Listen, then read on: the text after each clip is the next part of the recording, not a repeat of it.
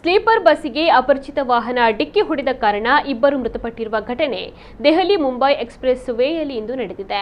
ದೆಹಲಿಯಿಂದ ಇಂದೋರ್ಗೆ ತೆರಳುತ್ತಿದ್ದ ಬಸ್ಸಿಗೆ ವೇಗವಾಗಿ ಬಂದ ಅಪರಿಚಿತ ವಾಹನವೊಂದು ಡಿಕ್ಕಿ ಹೊಡೆದ ಪರಿಣಾಮ ಬಸ್ನಲ್ಲಿದ್ದ ಇಬ್ಬರು ಚಾಲಕರು ಸಾವನ್ನಪ್ಪಿದ್ದಾರೆ.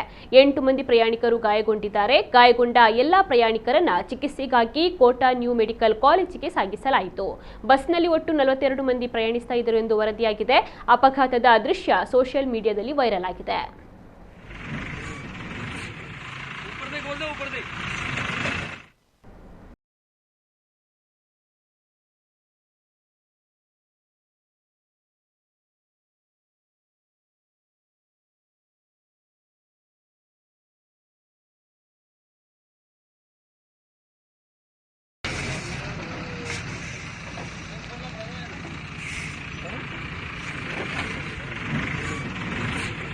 ऊपर दे ऊपर दे